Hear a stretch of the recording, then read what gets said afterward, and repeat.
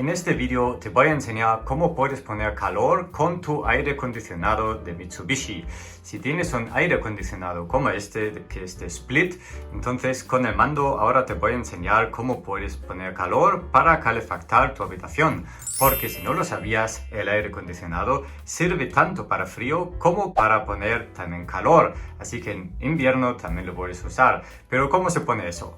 Mira, primero en este mando tienes que darle en encender, que es este botón amarillo. Entonces se enciende, o sea que se abre y empieza a girar el ventilador. Y entonces tienes aquí varios signos. Este es frío, este es humedad y este aquí, este sol, sería calor. Así que ¿cómo llegamos a eso? Pues mira, ahora mismo tenemos la flecha aquí, esta flechita tenemos en frío, así que ahora mismo saldría frío.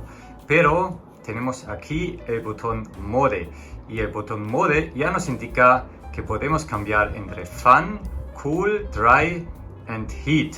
Esto es inglés. Si no entiendes inglés te lo traduzco. El Fan es simplemente ventilador, Cool es frío, Dry es seco y Heat es calor. Así que tenemos que darle aquí en este botón de Mode tantas veces hasta que esta flecha se mueve hasta el sol, que sería este, ¿vale? El calor. Así que damos en este botón. Uno, ahora se ha movido, como ves.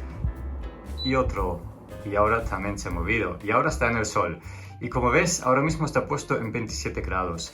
Yo te lo recomiendo que esté un poco más alto de la temperatura que tú quieres conseguir, porque al final así se va a calentar bien la habitación. Pero una vez que hayas conseguido el calor en tu habitación, también lo puedes bajar a la temperatura con este botón que tú quieres.